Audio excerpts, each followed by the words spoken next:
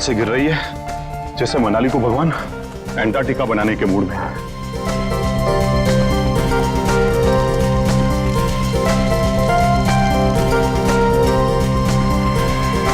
गुमनाम है कोई, घर में तो कोई नहीं है, फिर ये म्यूजिक किसने चलाया? पूरब, माया, गौतम, पूरब, कौन है वो माया, अनजान है गौतम। गुमनाम है कोई, बदनाम। अगर बच्चे नहीं है तो फिर कौन है? कौन है यहाँ? कौन है?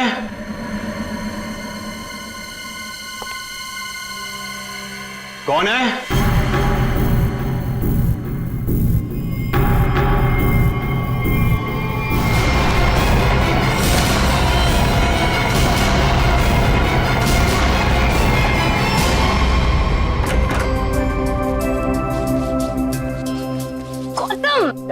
इधर मत कर।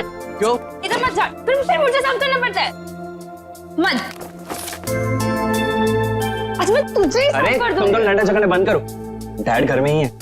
अच्छा है, तो मैं डैड से गौतम की शिकायत करती हूँ। डैड देखिए ना इसे, पूरा घर गंदा कर रहा है। Dad, dad, dad, dad, dad, dad, dad.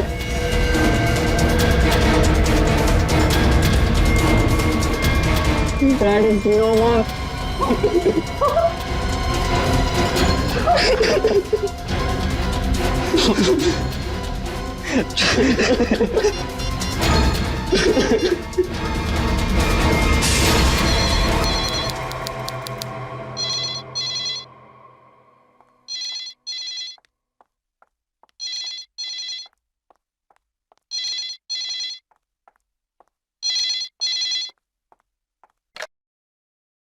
Hello, हाँ वो लोग आ गए हैं और किसी भी वक्त घर पर पहुंचने वाले हैं। ठीक है।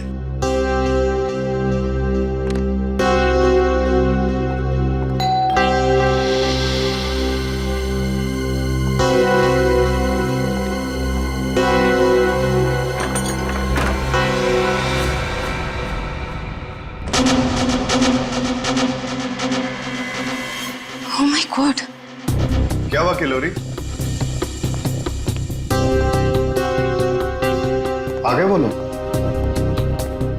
वो लोग तो नहीं आए, लेकिन ये ताबूत कोई छोड़कर गया है और कोई यहाँ दिख भी नहीं रहा। ये जगन का ताबूत होगा, लेकिन ये तो बच्चे लेकर आने वाले थे। हाँ, पर बच्चे तो यहाँ नहीं है। जब मैंने दरवाजा खोला तो बस ये ताबूत यहाँ रखा था। तुम एक काम करो, पूरब को फोन करो, पूछो कहाँ है वो लोग। हाँ।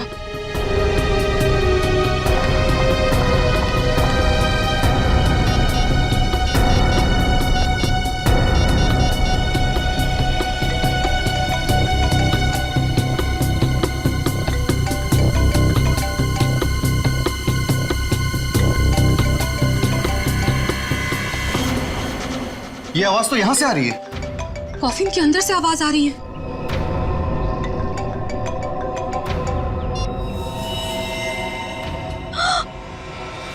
खून! विक्रम, खून! Oh my God! कुछ तो गड़बड़ है। पुलिस को फोन करो जल्दी। 1 मिनट, तुम पैनिक मत हो, खोलकर देखते हैं ना।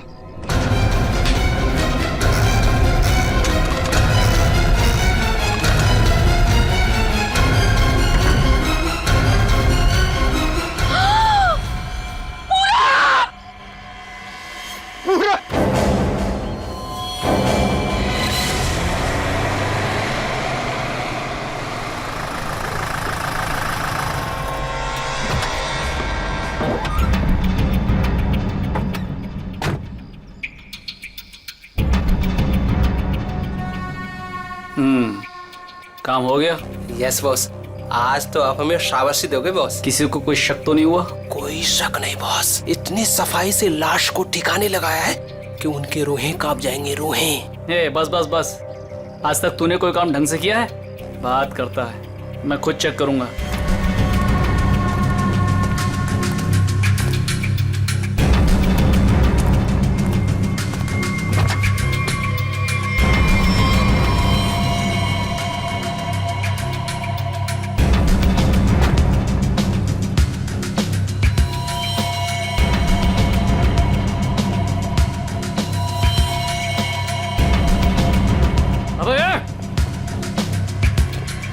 क्या हुआ बॉस?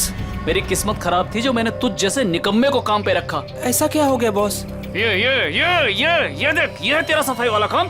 हाँ, तू लाश ठिकाने लगाने गया था या अपनी पूछ लगाने गया था तू? पूछ? अबे पूरे रास्ते पर तू खून के निशान लगा कर आया। सीआईडी वाले इसी पूछ को पकड़कर हमारी गर्दन तक पहुंच जाएंगे। अरे तुझे कितनी बार बोला कि लाश ठिकाने लगाने के बाद सफाई पर सही से ध्यान दिया करो।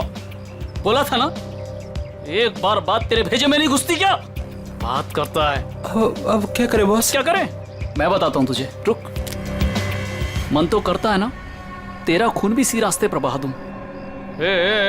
अरे शक्ल क्या देख रहा मेरी? ये मुसीबत को ठिकाने लगा और सफाई वही कर।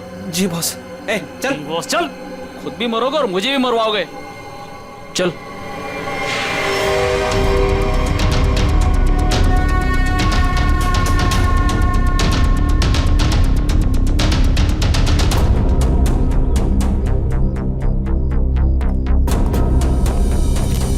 क्या संबंध क्या है आपका लाश के साथ? जी वो मेरा बड़ा बेटा था, अपने पापा की लाश लेकर आने वाला था और खुद ही। क्या इसका क्या मतलब क्या है?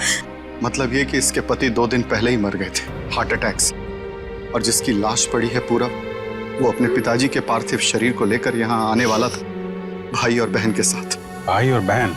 वो कहाँ है अभी? वो भी गायब है, उनका फोन तक नहीं लग रहा है। कहाँ से आ रहे थे वो लोग? एयरपोर्ट से। थोड़ी देर पहले ही उनकी फ्लाइट लैंड हुई थी, लेकिन वो लोग तो यहाँ नहीं पहुंचे, सिर्फ कॉफिन पहुंचा, वो भी पूरब के लाश के साथ। ये लो, मतलब बीच रास्ते में किसी ने कांड कर दिया। वैसे आपका क्या संबंध है जगन के साथ? कोई रिश्ता नहीं। मतलब? ये मेरे पति है। अच्छा अच्छा, मतलब दूसरी शादी है ये? एक बात बताइए, ये पूरब इनकी एक्स हस्बैंड की लाश को लेकर इनके करंट हस्बैंड के घर क्यों आ रहा था? ये मेरा घर नहीं है, ये किलोरी का घर है। मतलब आप घर जमाई हैं? जी। खैर, ये तो आपका निजी मामला है। आप ये बताइए कि ये लोग कहाँ से आ रहे थे और एयरपोर्ट पे इन्हें कौन रिसीव करने वाला था? जगन हमारे 3 बच्चों के साथ मनाली में रहते थे। 2 दिन पहले पूरब का फोन आया कि हार्ट अटैक से उनकी मृत्यु हो गई है। मैंने पूरब को बोला कि उनके अंतिम संस्कार के लिए वो उन्हें यहाँ ले आए।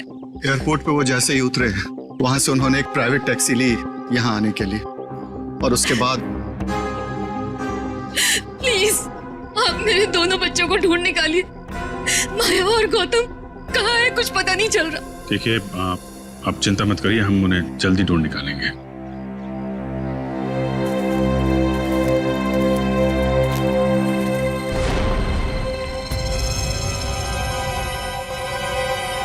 तो ये देखो, उनकी रेलगाड़ी लगती है।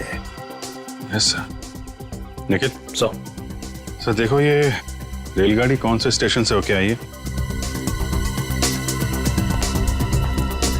चलो भैया चलते हैं। चलते हैं भैया का क्या मतलब है? अपना मुंह दिखाने आया था तू यहाँ पर? मतलब ये है कि एक लाश पड़ी हुई है, उसका खून हुआ है, किसने खून किया है ये तो आप पता लगा ही लोगे ना। महान हो आप लोग तो मेरा क्या काम है यार? इसको नहीं बुलाऊं तो इसके कान में से धुआं निकलता है कि हमें बुलाया नहीं, ये तो यूं केस सॉल्व कर देते, यूं खुनी को पकड़ लेते। और अभी लाश को सूंघा तक नहीं और चल पड़ा। हाँ सूंघ लिया तो फिर मुंह खोल ना। लाश को सूंघने के बाद क्या पता चला ये बताने के बगैर सरपट भागे क्यों जा रहा है? देख फारूक, 2 बच्चे गायब है इस औरत के, 2 बच्चे, और ऊपर से बाप की लाश भी गायब है। लाश गायब है तो मैं क्या करूं? लाश बन के लेट जाऊं यहाँ पर? लाश ढूंढना आप लोगों का काम है, तो ढूंढो ना। पूछो किसी से, ढूंढो कि ये कास्केट कहाँ से आया था। मैं क्या करूंगा इसमें? अच्छा तू जा, हाँ, ठीक है। अरे एक मिनट सर, हमें इस केस में आपकी जरूरत है। आप देखो भैया वो तो हर केस में तुम लोगों को मेरी जरूरत पड़ती है, पर तुम लोग मानते कहाँ हो? यार छोड़ो इसको। अरे सर प्लीज एक मिनट। अरे सारुंके साहब, आप अपने ज्ञान का प्रकाश डालिए ना इस केस पे। इसके चेहरे पर अंधेरा छाया, ये क्या प्रकाश डालेगा? कुछ बोला? नहीं, ये हमारे आपस की बात है, तुम लगे रहो। ये ताबूत कहाँ से आया? ये लो, एयरपोर्ट से। अरे तो एयरपोर्ट जाओ ना यार, यहाँ क्या कर रहे हो तुम लोग? तो जाएंगे ना साळुंखे जी, पर आप क्यों मैदान छोड़ के भाग रहे हो? भाभी, आपके हस्बैंड की लाश आ गई। नहीं, मेरे बेटे की लाश आई है। क्या कह रही हैं आप? इतना सारा खून क्यों बह रहा है? मुझे बहुत डर लगता है खून से। शांति प्लीज। ना खून इसलिए बह रहा है क्योंकि इनका खून हो गया है।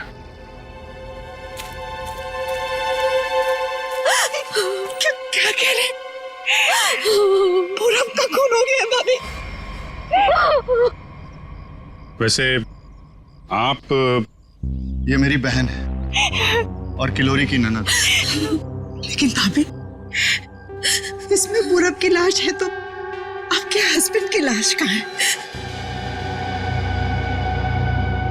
साळुंखे, अगर 5 साल के बच्चे की तरह मुंह बना के नखरे नहीं करता ना, तो अब तो कोई सुराग मिल जाता तुझे। भैया ये नाक के अंदर छोटे छोटे दाने दिखाई दे रहे हैं ना, शायद यही एड्रेस। किसका? उनके हस्बैंड की लाश का। अरे तुम लोग कर क्या रहे हो? आज फिर किसी पैसेंजर का लगेज मिसिंग हो गया। तुम लोगों की वजह से किसी दिन गवर्नमेंट मुझे इस ऑफिस से मिसिंग कर देगी। ठीक से काम करो। Yes sir.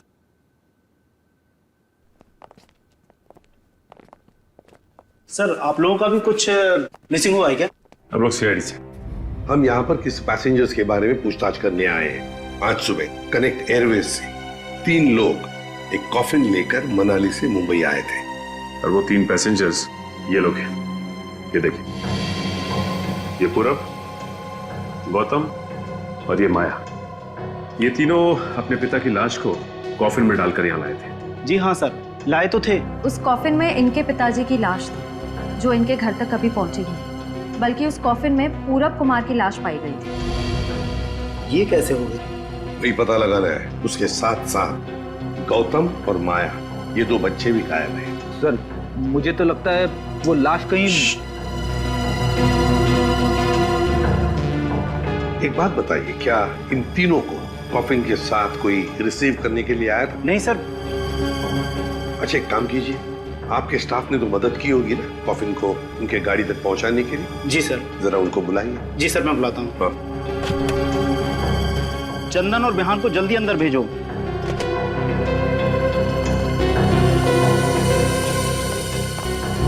क्या हुआ सर? आज सुबह कनेक्ट एयरवेज से कॉफिन आया था। हाँ साहब। उसके बारे में सीआईडी वाले आपसे कुछ पूछना चाहते हैं। सीआईडी साहब, हमने कोई गड़बड़ नहीं किया साहब। हम तो अपना बस काम कर रहे थे साहब। हमने तो बस उस कॉफिन को उस गाड़ी में चढ़ाया था साहब। एक मिनट, तुमने कोई गड़बड़ नहीं की है। सिर्फ इतना बताओ कि जब तुम ये कॉफिन यहाँ से उनके गाड़ी तक ले जा रहे थे, तो उस दौरान उसके बीच में कभी कोई मिलने आया था या कोई ऐसे कुछ भी हुआ था क्या? हाँ साहब, हम उन तीनों को लेकर जब यहाँ से बाहर निकले, उनके साथ जो लड़की थी ना, उसको एक फोन आया सर। पता नहीं क्या बात हुई, फिर वो अचानक से कहने लगी, पार्किंग में एक नीली वैन खड़ी है, ये कॉफिन वहां ले चलो। अच्छा, वैन के ड्राइवर को देखा तुमने? नहीं साहब, वैन के ड्राइवर को तो नहीं देखा, लेकिन साहब वैन का नंबर मुझे याद है। गुड, तो नंबर दो। XY 02 6813। सचिन, पता लगाओ इस नीले रंग के वैन का। पूरब, गौतम और माया 3 बच्चे अपने पिता जगन की लाश को लेकर मनाली से मुंबई आते हैं। लाश को कॉफिन में लाते हैं बाय एयर। मुंबई पहुंचने के बाद वो अपनी मां को फोन करके बताते हैं कि वो मुंबई पहुंच गए और साथ साथ वो कॉफिन भी। मगर जब ये कॉफिन उनकी मां किलोरी के घर पहुंचता है, तो कॉफिन में से निकलती है बड़े बेटे पूरब की लाश। जगन की लाश गायब है और उसके साथ साथ गौतम और माया दोनों बच्चे भी गायब हैं। तीनों के तीनों गायब। सर, हो सकता है कि जिस वैन में वो लोग लाश लेकर जा रहे थे वो वैन कहीं रुक गई हो और शायद वहीं पे कुछ हुआ हो। बस तो इसीलिए तो उस ड्राइवर की जरूरत है हमें। वो ड्राइवर कौन था, उस गाड़ी के बारे में डिटेल, सब कुछ चाहिए हमें। सर वैन के रजिस्ट्रेशन नंबर से मैंने मालिक का पता लगाया। फिर मालिक का कहना है कि वैन तो कुछ महीने पहले ही चोरी हो गई। ये लो। सर, इसका मतलब अब गौतम और माया की जान को खतरा है। बड़ी बारीकी से प्लानिंग की है, खतरनाक प्लानिंग की है। देखते। ओए, अंकित, कुछ मिला? हाँ बस, ये देखो, ये मिट्टी कॉफिन के नीचे लगी है। इस मिट्टी में इस कॉफिन का पता। मिट्टी में पता? हमें तो नहीं दिखा। उसके लिए सालूखे की नजर चाहिए। सरुखे, कॉफिन का पता तो हम लगा ही लेंगे, पर पूरब की लाश इस कॉफिन में आई कहां से? ये पूरब की नाक बताएगी बॉस।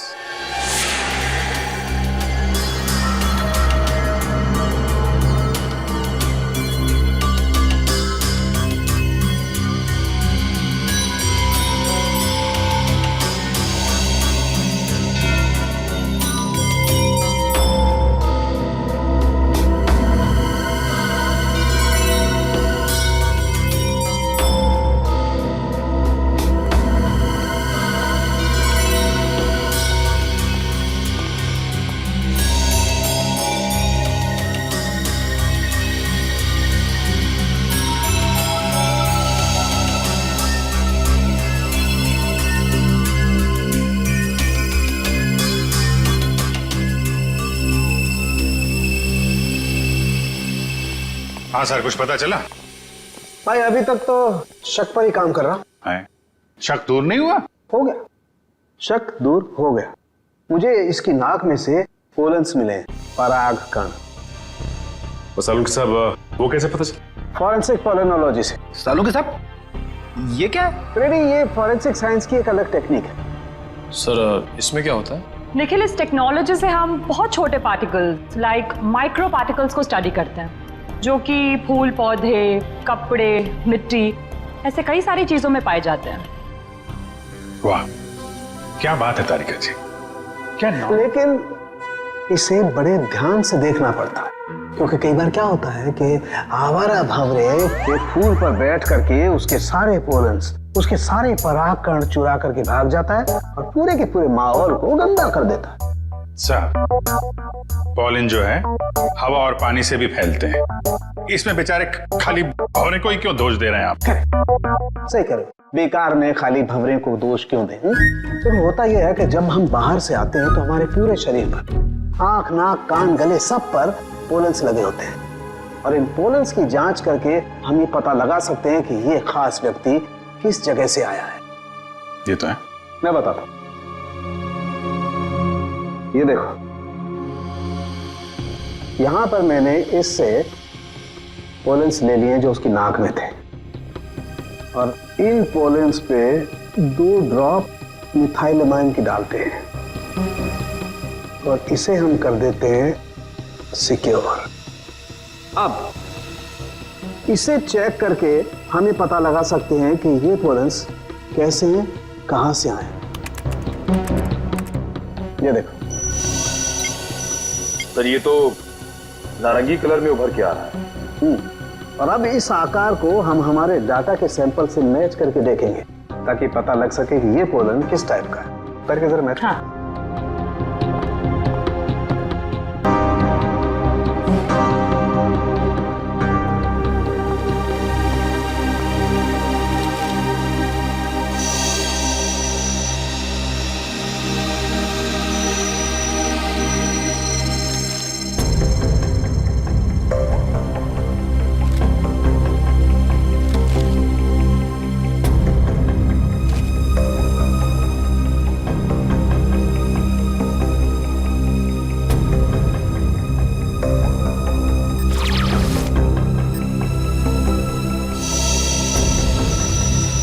सर, ये तो पॉलेंस की पूरी लाइब्रेरी है।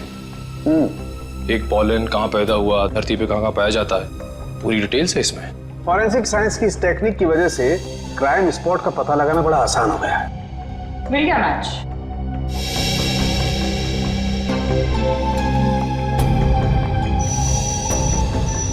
ये मैरीगोल्ड है जिसका हाइब्रिड नाम मरियासा गोल्ड 63 है। ये वैरायटी पूरे साल पैदा होती है और धानीखेत में पाई जाती है। धानीखेत? चलो कम से कम ये तो पता चल गया कि खून कहाँ हुआ है। सर यही है धानीखेत सर। फिर वैन यहीं पर लाया गया था। ये कार मार्क्स तो हैं सर यहाँ पे।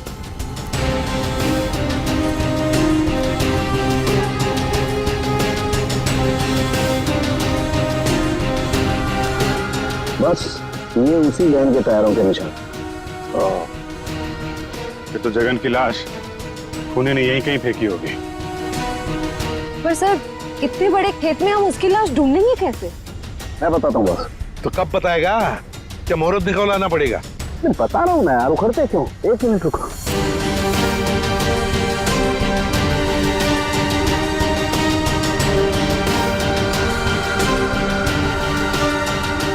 ये देखो, ये मैंने फूल के पोले निकाले। अभी मैं जिस दिशा में उड़ाऊंगा और ये उड़ करके जहां जाएंगे समझ लो खून भी उसी दिशा में हुआ है। लेकिन सर यहाँ तो हवा ना के बराबर है, ये कैसे पता चलेगा कि हवा किस डायरेक्शन में है? ये मुर्गा बताएगा। मुर्गा? हाँ निखिल, मुर्गा। ये मुर्गा है ना, किसान लोग अपने खेत में अक्सर लगाते हैं। इस मुर्गे से पता चलता है हवा का रुख कहाँ पर है। जिस तरफ हवा चलती है ना उस तरफ ये मुर्गा मुड़ता है और इसका फायदा होता है पेस्टिसाइड डालने में, हवा के हिसाब से। उस तरफ देखते हैं सर। हाँ चलो देखो जरा आसपास कुछ दिखता है क्या? सर? हाँ सर वहां पे कोई लेटा है। चलो देखते।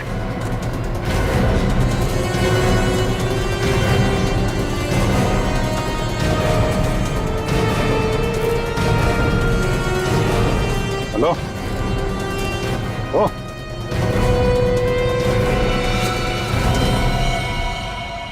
ये तो जगन है सर।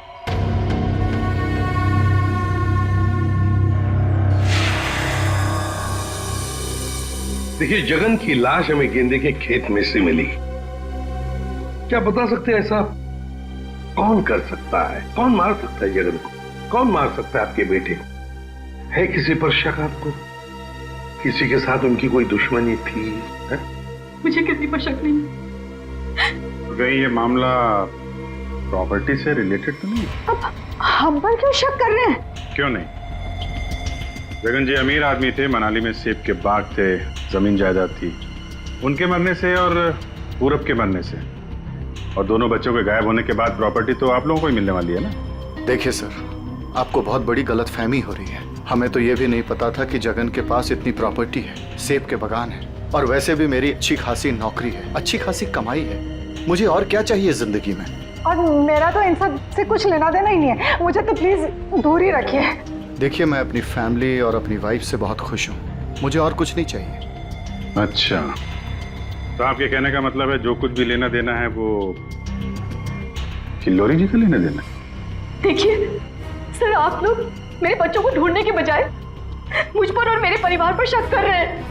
नहीं नहीं नहीं नहीं नहीं किल्लोरी जी, हम आप लोगों पर कोई इल्जाम नहीं लगा रहे किल्लोरी जी। हम तो बस सच्चाई जानने की कोशिश कर रहे हैं। ऐसे एक बात जरूर कहूंगा आप लोगों को, सच्चाई आपके लिए बहुत फायदेमंद होगी।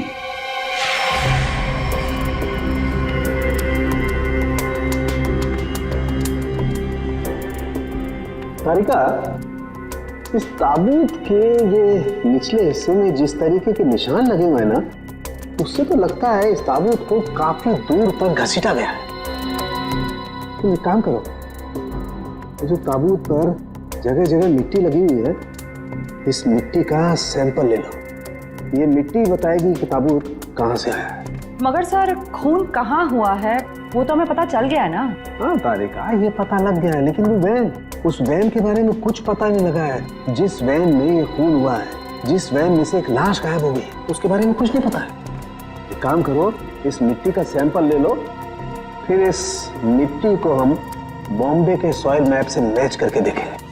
लेकिन सर मुंबई के सॉइल मैप की कौन सी मिट्टी का फैलाव कहाँ तक है ये हमें कैसे पता चलेगा। यू ट्रस्ट मी ना?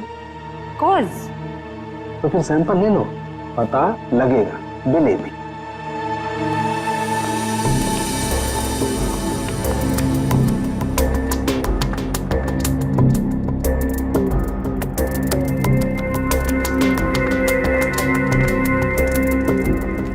अरे सालू के साहब, फिर से पढ़ाई शुरू कर दी आपने? भाई क्या करें, तुम लोगों की मदद करने के लिए पढ़ाई तो करनी पड़ेगी। अरे लेकिन ऐसा है क्या इस ताबूत में जो इतनी मोटी किताब की जरूरत पड़ गई? इस पढ़ाई की जरूरत क्यों पड़ी, ताबूत बताएगा। वो कैसे? कॉफिन में मिले इस मिट्टी का हम सेडिमेंटेशन टेक्निक से एनालिसिस करेंगे, उससे सब पता चल जाएगा।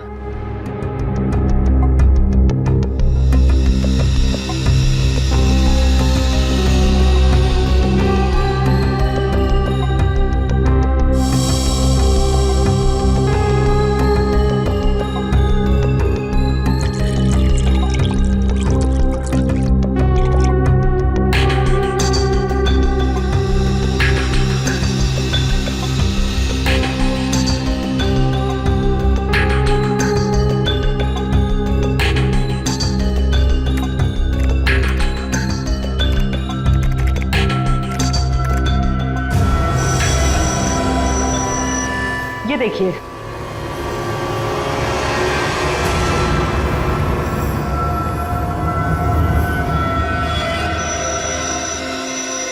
ये तो घास जैसा कुछ लग रहा है। देखो, अब देखो, ये घास नहीं है, ये मोलासिस है, गन्ने के वेस्ट से जो निकलती है, जहां पर गुड़ बनता है। मतलब ये ताबूत वहां पे ले जाया गया था जहां पे गन्ने से गुड़ बनाया जाता है, शुगर फैक्ट्री। सर मुंबई के आसपास 2-4 शुगर फैक्ट्रीज हैं। अच्छा सालू साहब, ये मिट्टी किस एरिया की है, कुछ पता चल सकता है? हाँ बिल्कुल पता लग सकता है।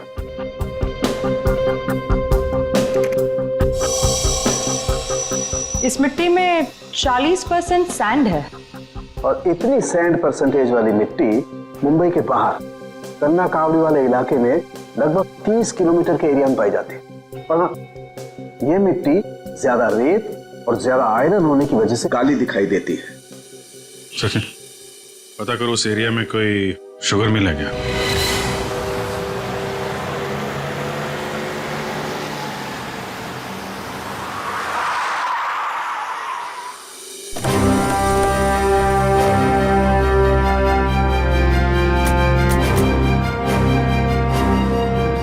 चंगनलाल शुगर मिल।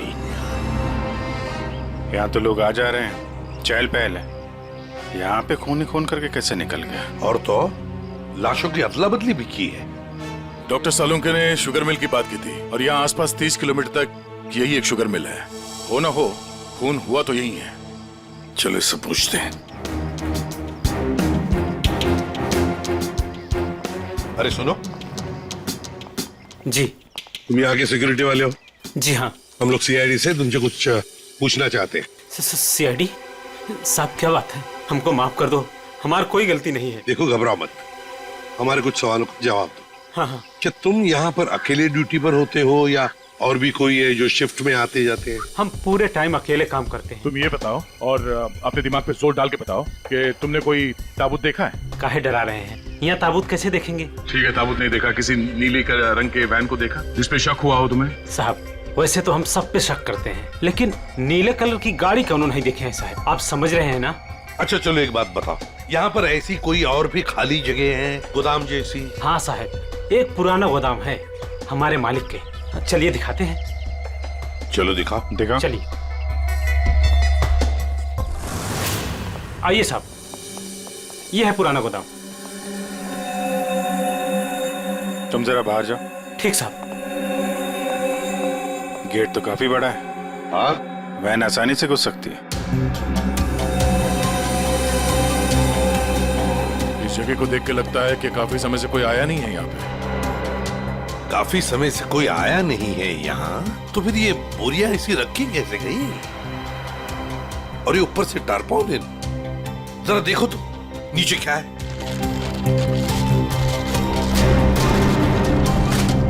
ये देखा?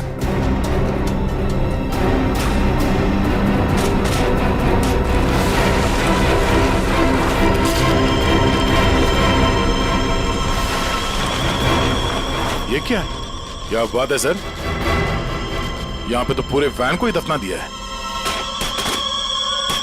और ये देखिए वही नंबर है XY026813।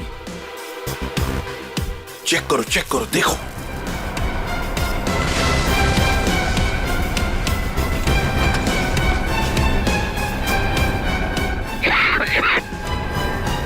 माय गॉड,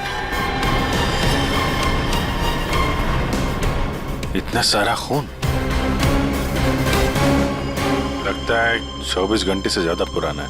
अभिजीत, लाश इसी वैन में से ले जाई गई है। काम करते हैं, पूरी की पूरी वैन को फॉरेंसिक लैब भेजते हैं।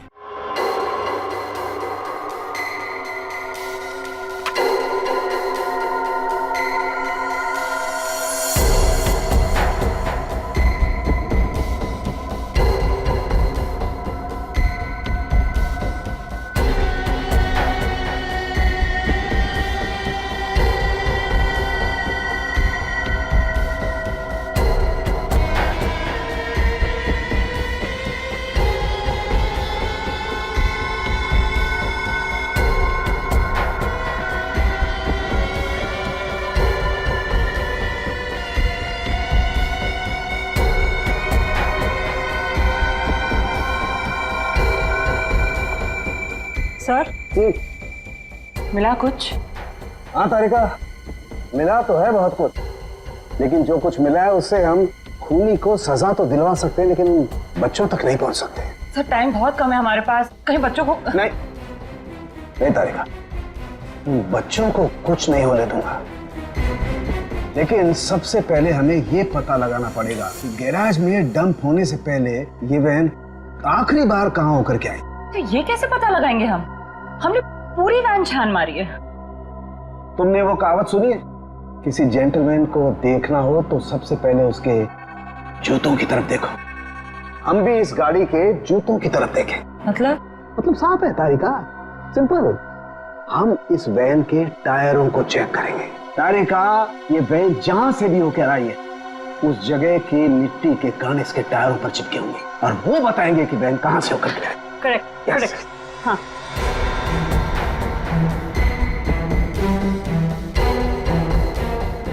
जरा एक कोर्सा पर पेट्रोल डिश लाओ। हाँ सर, अभी देती हूँ।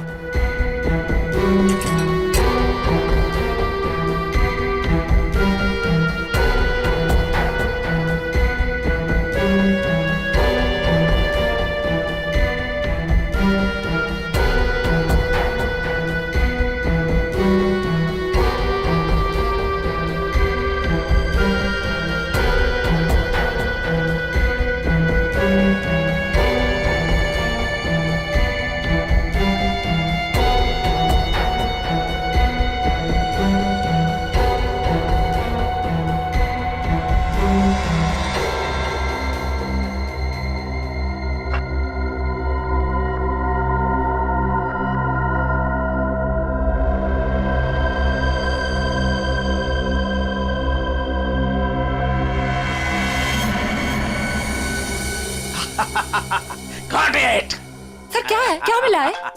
सर बताओ ना क्या मिला है। हेलो। हाँ तारिका जी। हाँ अभिजीत, उस वैन में से कुछ एविडेंस मिला? हाँ मिला तो है, लेकिन मुझे नहीं पता क्या मिला है। सर बता ही नहीं रहे। अरे क्यों? डॉक्टर साहब हैं कहाँ? यहीं पे हैं, कूद रहे हैं, गॉटेड कर रहे हैं। अरे उन्हें ऐसा क्या मिल गया कि जो बरसात की मेढक की तरह कूद रहे हैं? पता नहीं, मुझे कुछ नहीं बता रहे, तुम ही बात कर दो। सर। हाँ अभिजीत। ओ अभिजीत, आज भाई साहब। भैया वो मैसेंजर हमें मिल गया है जो हमें गौतम और माया का पता बताएगा। क्या सफेद रंग का एरो बनाया है पेड़ पे? अच्छा ठीक है, ढूंढेंगे। और वैसे वहां पोजीशन क्या है? यहाँ की सिचुएशन तो कंट्रोल में है, लेकिन हमारे सामने जो नजारा है उसे देखकर तो हमारे होश ही उड़ गए हैं सर। कोई बात नहीं, हम लोग पहुंच जाएंगे जल्दी। क्या कर रही है श्रेया? सब ठीक है सर?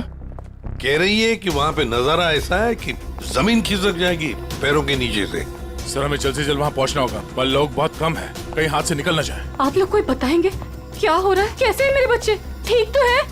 प्लीज कुछ बताइए। मैम जरा धीरज रखिए, सब कुछ पता चल जाएगा। कुछ बताया होगा ना फोन पे उसने। आखिर हमारे बच्चे मिले कि नहीं मिले, कुछ तो मालूम होगा ना। देखिए अभी कहने सुनने से कुछ नहीं होगा, जो भी है वहाँ पे चलने के बाद ही पता चलेगा। अरे पता तो तब चलेगा जब वहाँ पहुँचेंगे। अगर भालू शेर चीतों को पता चल गया ना कि हम लोग यहाँ हैं, तो दुनिया में किसी को हमारा पता नहीं चलेगा। आप फिक्र मत कीजिए प्रीति जी, आजकल इंसान जानवरों से ज्यादा खतरनाक हो गया। हो सकता है वो आपको देख के भाग जाए। अरे उन्हें चिल्लम चिल्ली की आदत नहीं है, जरा शांत रहिए आप। क्या? एक मिनट। श्रेया, वो सफेद निशान वाला पेड़ मिल गया। सर उस पेड़ से राइट लेकर 200 मीटर स्ट्रेट आ जाइए। 200 मीटर राइट में। चलिए जल्दी चलिए। कोई मुझे बताएगा हो क्या रहा है? मेरे दिल बैठा जा रहा है, कहीं मेरे गौतम और माया को कुछ हो तो नहीं गया? बस बस, और नहीं चला जाता, अब नहीं चल पाऊंगी। देखिए पीछे छूटने वालों को जानवर छोड़ते नहीं है, लंच या डिनर में खा लेते हैं। नहीं, मैं आगे जाती हूँ ना, आप लोग मुझे फॉलो करिए।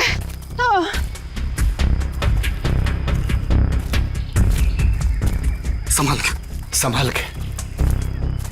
आश्रया। सर वो देखिए सर।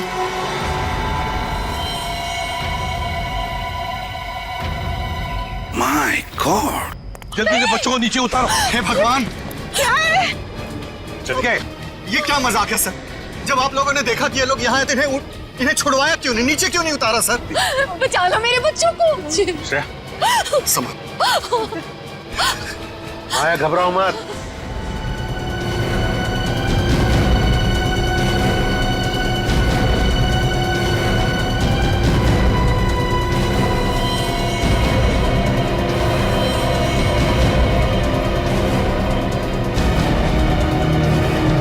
अब भेजो भेजो उसको।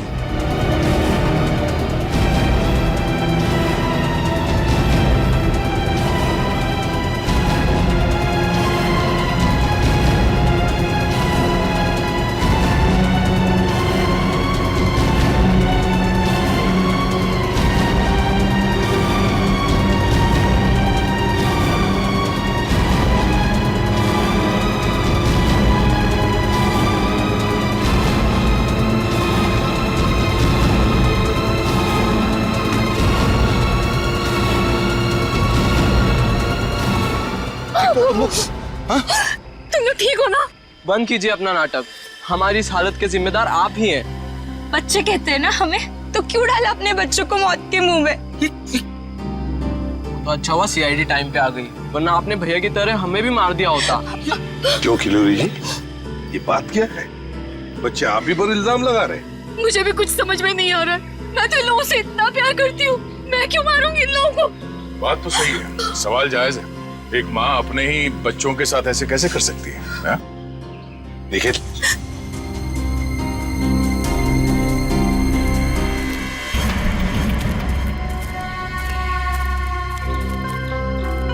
तुमने तो छुपने की बहुत कोशिश की और उस कीड़े ने हमें यहाँ का पता बता दिया। ये लोग कौन है सर? अरे मैडम कुछ पूछ रही बताओ, या और खातिरदारी करें?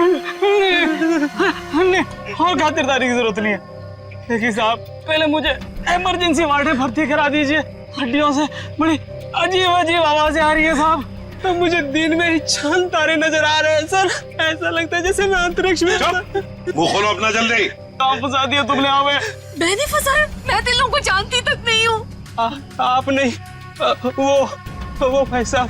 दिमाग तो नहीं खराब हो गया तुम लोगों का? क्या बोल रहे हो तुम? हाँ, मैं वाकई आप मल्टी टैलेंटेड हैं। Husband come kidnapper come murder, all in one. क्या बात है?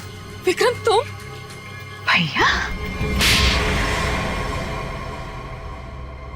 क्यों किया तुमने ये सब? और क्या करता? इसके तीनों बच्चे मेरे छाती पे सांप की तरह लौट रहे थे।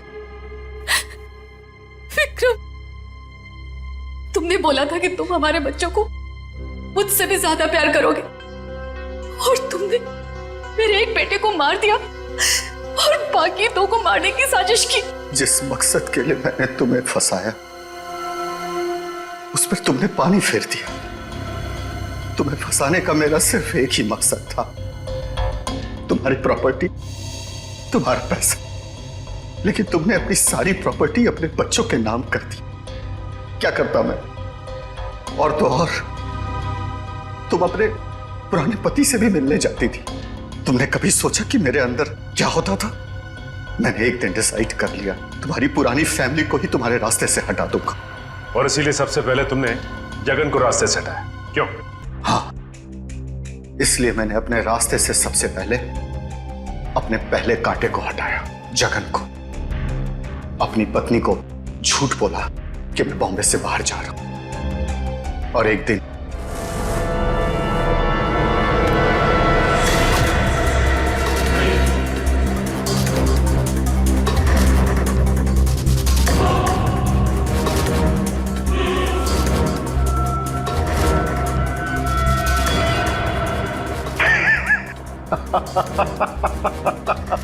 सोचा था जगन के मौत के बाद तुम्हारा झुकाव तुम्हारे बच्चों के लिए कम होगा, लेकिन मैं गलत था। तुम्हारा तो और बढ़ गया, और तो और तुमने उन्हें साथ रखने का फैसला कर लिया। पर यह बात तुम्हें बर्दाश्त नहीं हुई, इसलिए तुमने इन दोनों को भी रास्ते से हटाने का फैसला किया, क्यों?